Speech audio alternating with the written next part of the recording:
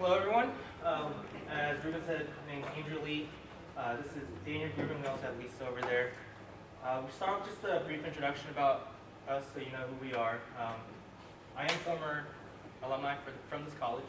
I sat in the very chair that you're sitting in now, listening to classes, and I can't remember the classes, but I know some of y'all are in the senior project class right now, and I've taken a lot of that stuff with me in the industry. So, take what you learn here. You're going to use it continually as you progress. Hi, my name is Daniel Rubin. I graduated from Texas A&M University with a BS in computer engineering. So I did a lot of the same classes y'all did. So all I can say is just focus on, all your computer stuff, know it, and that's going to take you to the next step. I'm Lisa Coker, and I graduated a long time ago. And I went to a pretty university, and I am actually living in the city where the Super Bowl is being hosted this Sunday in Indianapolis, Indiana. So we've been partying for the last 7 days still. Nice. So I am actually the campus recruiter, and so I am fortunate enough to work with Andrew and Daniel, and so I'm going to be the person that's interested in seeing your resume. I'm going to be the person that you're going to want to talk to about if you're looking for a career in the IT industry. We are consulting, and so I'm going to be your contact.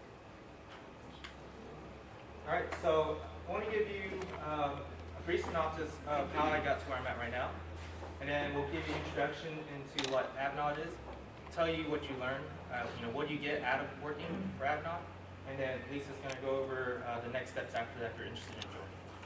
All right, so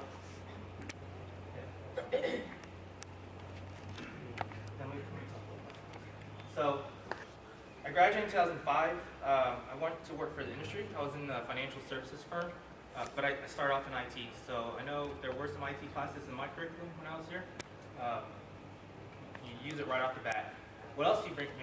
Other things you use is your presentation skills and your projects. So you'll be managing or be responsible for a couple different streams at a time. And the higher you get, the more responsibility you have. So I know you got a lot of projects right now, a couple a semester. Use that to learn and perfect how you manage yourself and manage your team members. So I worked there. The company that I worked for got acquired by a bigger company. We grew from like a 150 user company to about 5,000. And we were responsible for basically their desktop environment. And then that company got acquired by an even bigger company. So we went from 5,000 users to about 20,000 users doing the same thing. So you'll see in your career, depending where you go, there's chances of getting part of other companies by not even leaving the company. After that, I found an opportunity with Avande. Wanted to get a very fast-paced experience and growth. And I found that within Avande because in the 3 years I was in the industry, I was probably doing the same thing, pretty much same thing, progressing slowly but surely into leadership type roles. But you don't really get the hands-on and the experience with technologies. With Avande, I've been thrown into probably 8 projects now within 3 years, and I've managed and done all kinds of projects from virtualization, data center build out, migrating from one mail system to another, and then migrating XP to Windows 7 for major companies. You're talking about top 100, Fortune 100 companies. Oil and gas, healthcare, staffing, energy, nuclear energy, what else is there? Retail is probably one of the other ones that I work for that. I won't say the name, but you probably drink their coffee every day. And that was based in Seattle. So that's where I am right now. I'm a group manager. We'll go through the different levels within Avande, and one of the slides so you know where it goes and how the steps go. So I have a brief video introduction of what Avande is. I haven't had a chance to test the video beforehand, so we'll just have to play it in the browser. If it doesn't work, I have a backup.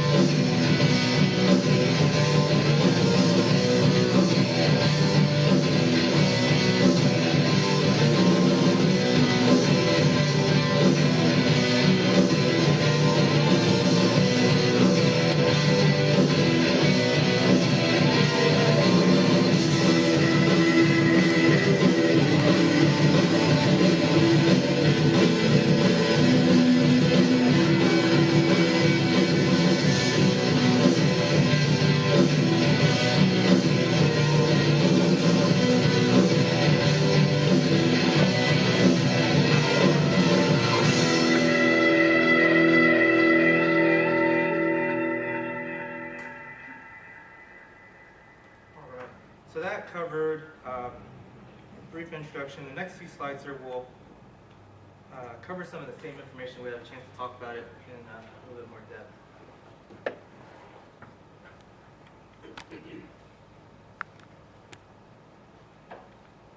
All right, so how did Avande form? And you learn all this when you join. And I'm still learning a lot about the company. I've been with them for over 3 years. Basically, in 2000, Accenture Microsoft created a company called Avande. Right now, we're 80% Accenture, 20% Microsoft. And basically, we use Accenture's practices in the consulting industry and specialize on Microsoft technologies and implementing it in companies.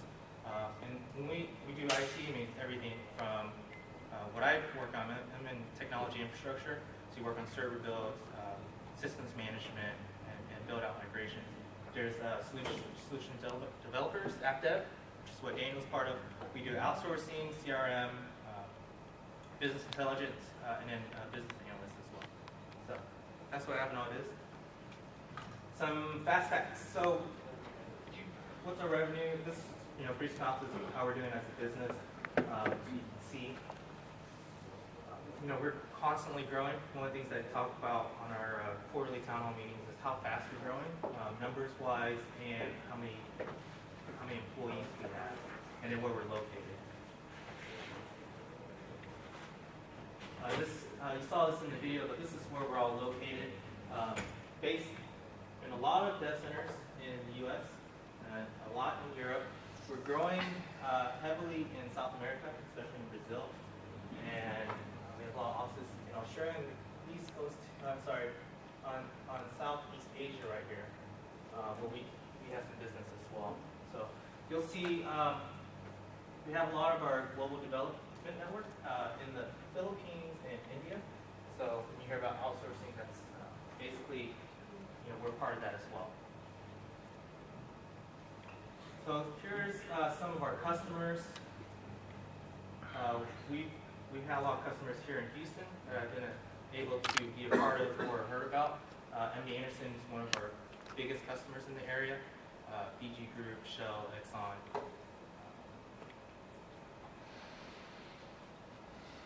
There are some more, I just can't remember any, but just to name a few. And we're a global company, so you saw companies that are headquartered in Europe, in the States, in Asia, we're all over the place. This will be in the slide that we'll give out so you can see some of the awards we run, awards we get. But what you'll see here is that we're really big on certifications. I'm MCITP EA certified. That's one of the requirements you have within my group once you join the company. You gotta get certified using Microsoft's platform. So but that's big to you. If you have some certs already, that's big going in. That'll help you, and then we'll help you get the rest. Part of that Microsoft partnership, you get a lot of free learning tools and content. So once you're in, if you want to specialize in a certain thing, virtualization, data center build-outs, design, all the learning material is going to be provided to you.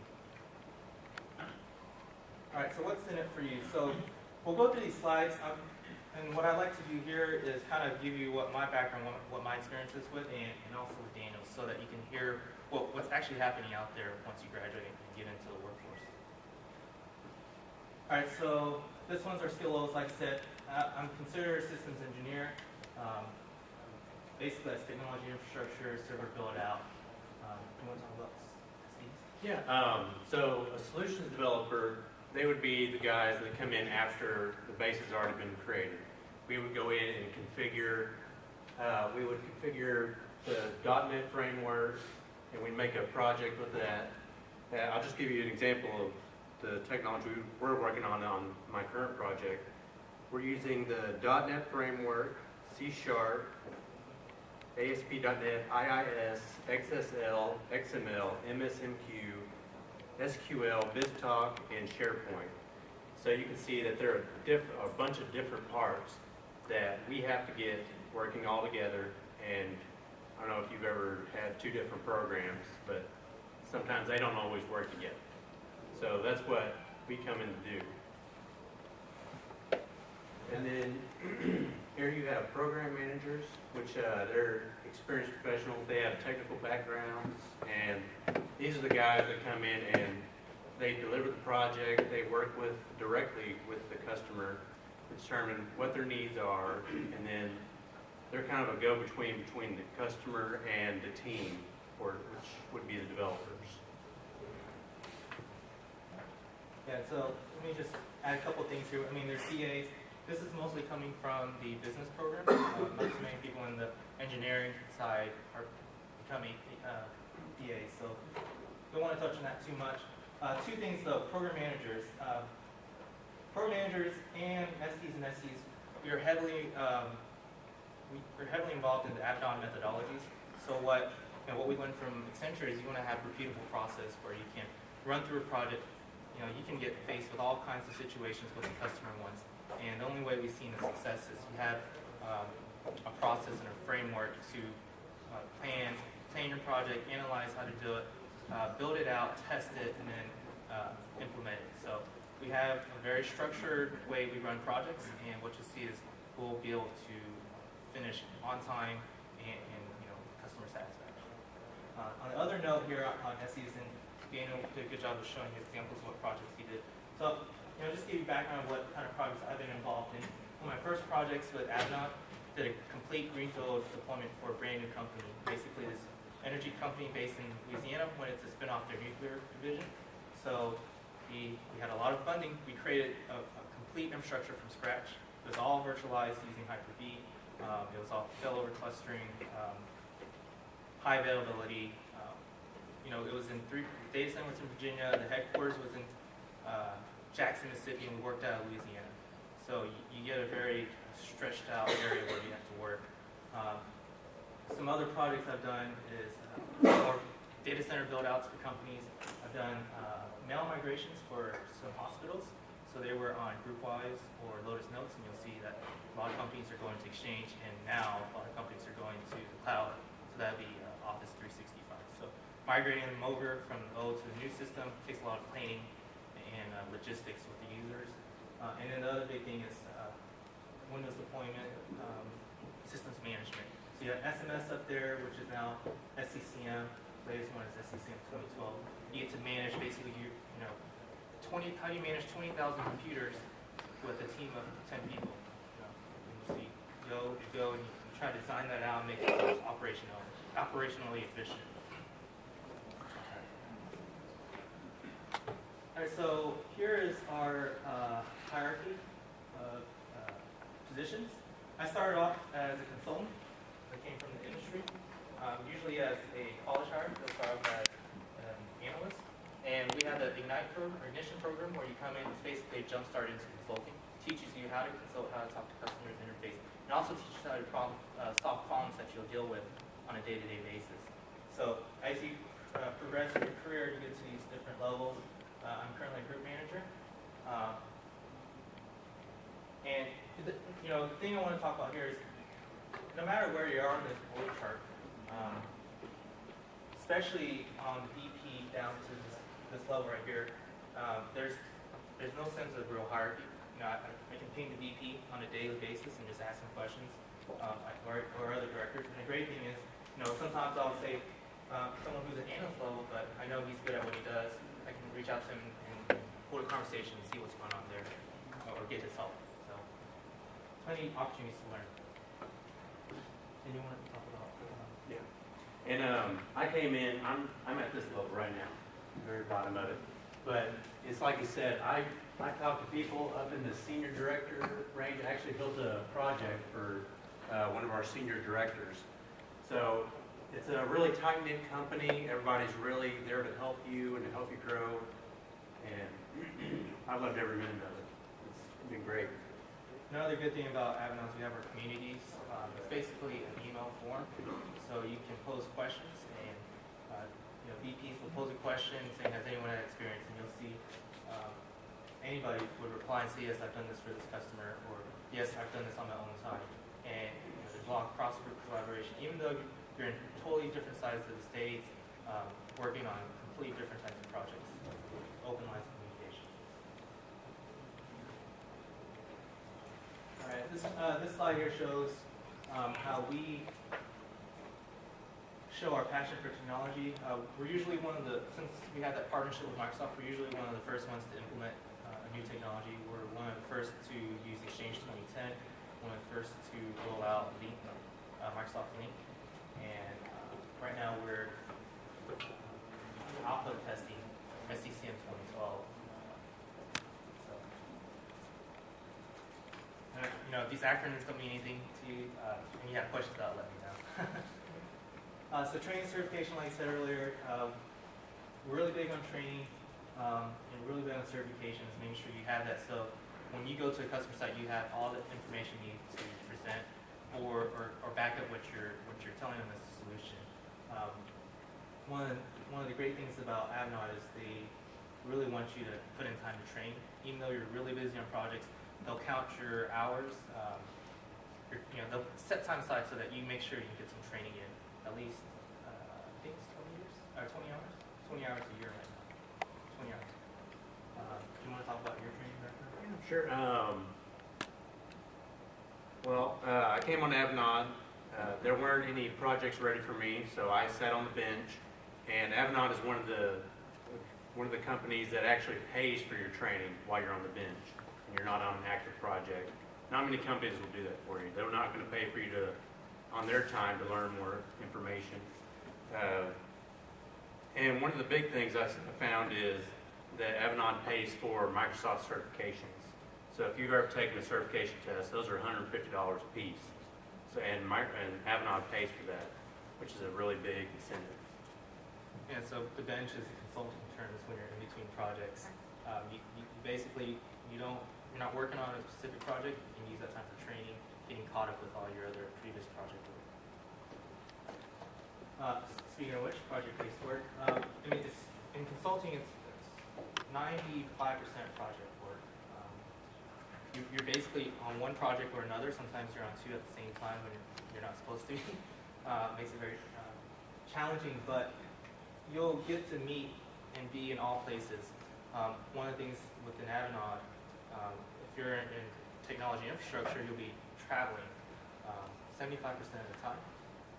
And there's chances that a lot of y'all, if you're based in Houston, that you can get onto the Houston project because there's a significant business here. A lot of oil and gas companies is looking for help, and so they'll come to Avande, they'll come to Accenture, they'll come to Microsoft to help them. And with our partnership, Accenture and Microsoft will hand off some of the projects to Avande if you don't find it directly. So all opportunities and well connected in those companies here locally and all over.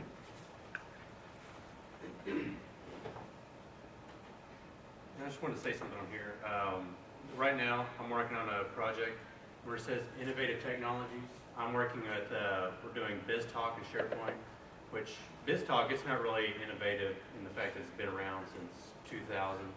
But SharePoint, it's been around for a while, but it's really starting to gain force now. And I didn't know SharePoint whenever I first came on this project. I did a little bit in training, but now they're ramping up the entire team. I actually did a training.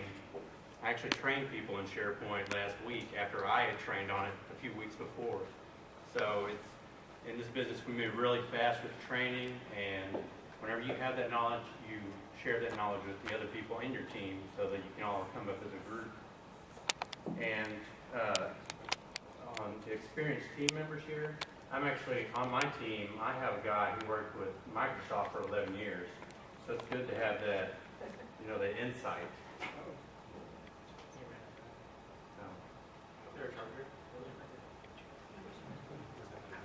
Too much jeopardy.